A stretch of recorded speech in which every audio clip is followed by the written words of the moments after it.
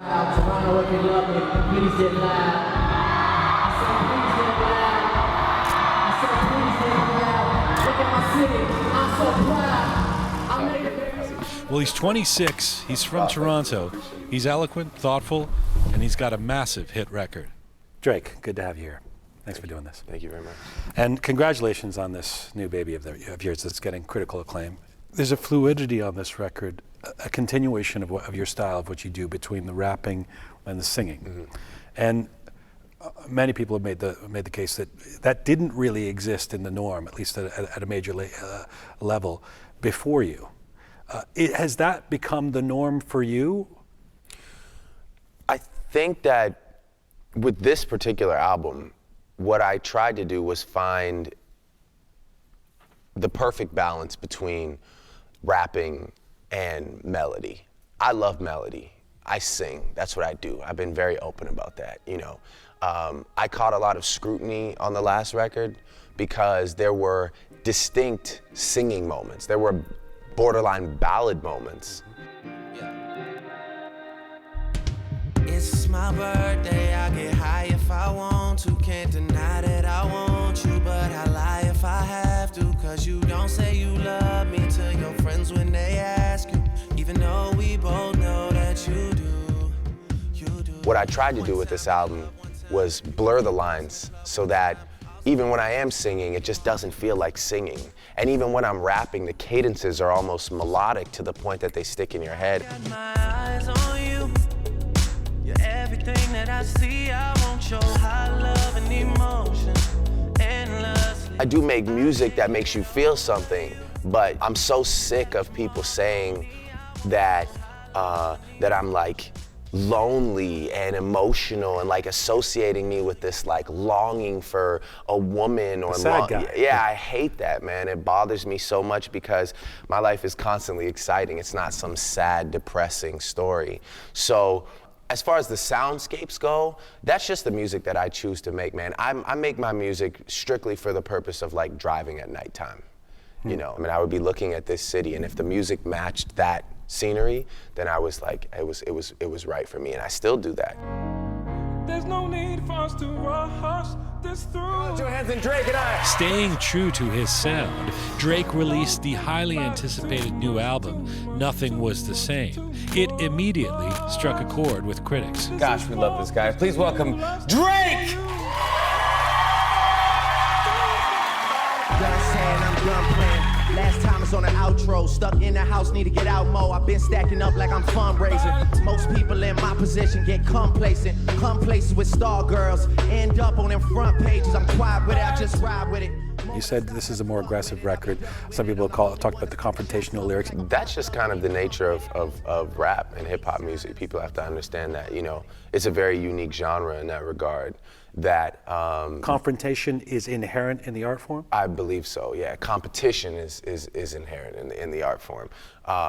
Confrontation just kind of comes with the territory. Is that still something in the rap world and the hip hop world? The idea that you need to be hood? Is that some sort of still some sort of status? There's always going to be an appeal there, as far as, you know, listening to people rap about you know, killings and drugs and all that stuff. I'm always like, when I'm writing a rap, I'm like, man, if I could just throw a gun bar in here, this thing would be done. Sometimes it's just such an easy scapegoat. Like, right. You know, I can't rap about that because I'm not gonna step out of my character just to finish a record. What about the flip side to the aggression? I mean, on this record, you've been credited, Drake, as you know, with opening up the range of what rappers talk about in mainstream rap especially. How did you resist adopting a harder posture in the beginning, when that was the norm? I came in at the perfect time for myself, which was, I didn't need to be something I wasn't, and I made a commitment very early on to just be myself. An influence a generation that's lacking the patience. I've been dealing with my dad speaking of lack of patience. Just me and my old man getting back to basics. We've been talking about the future and time that we wasted. I want to talk more about this new record, but first take us back and where this all comes from, where music came from. Your father's a musician. Mm-hmm. He's talked about having you on his lap and playing piano with you when you were a kid. Do you remember those times? Yeah, I remember a lot of the early times from pictures, obviously, but there's definitely photographic evidence of my father, you know, having me around music.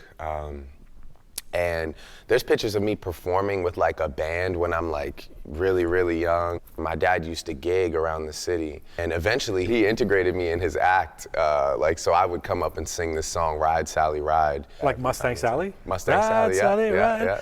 yeah. There's a great story how you get seduced into rap. I mean, your father had some run-ins with the law and actually did a stint in prison when you were a kid. And I read somewhere that part of your tutelage in rap came from a rapper who called himself Poverty, who was a cellmate of your father's. Yeah. Tell me that story. He didn't have anybody to call, you know, he didn't have any like family or anybody to speak to. So my dad used to share his phone time with this guy, and this guy used to rap. So he used to read me his raps over the phone, and I told him, you know, I rap too. So it got to the point where I'd be like, yeah, Dad, all right, cool, where's he at? I gotta do raps to spit for him or whatever. So we used to kind of use the remainder of my dad's phone time and just rap until it cut off. It's kind of a beautiful story. I never knew his real name or anything, but yeah, he definitely gets a lot of credit in those early years. Started from the bottom, now we here.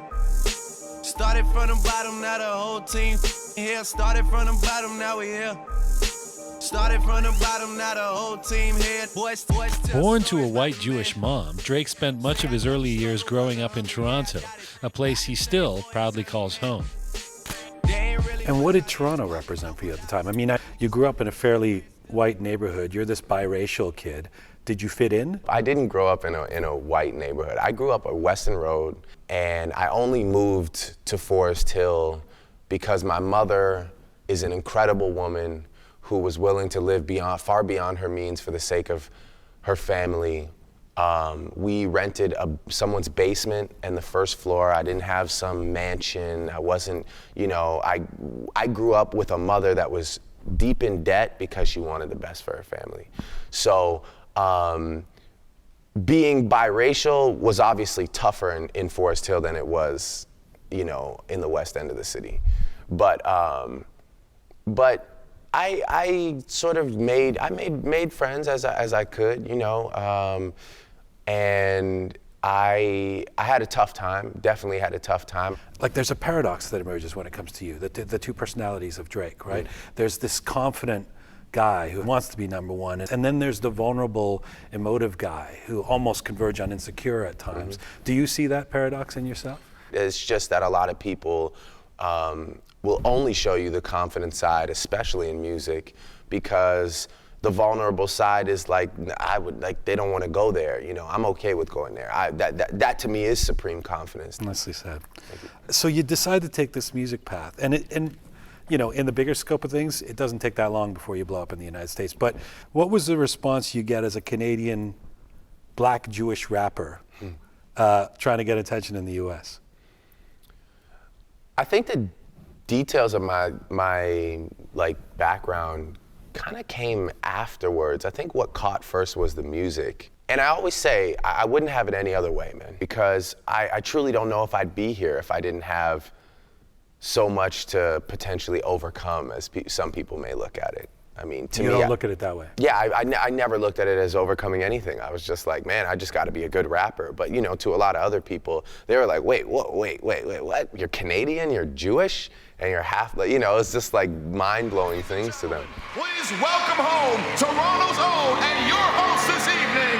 Give it up for Drake! In 2011, Drake was invited to host the Juno Awards. It was the first time a Canadian rapper was given the opportunity, and a large audience was watching in the arena in Toronto and across the land on television. Drake was on top of the world for a while. With all these incredible people here, I'm truly honored that you're letting hip-hop take control of the evening. In 2011, you hosted the Juno Awards. Yeah. You were great. Thanks. You killed as the host. You had 6 nominations. Yeah. You didn't win one. Yeah. Not one. Yeah. How did moments like that feel?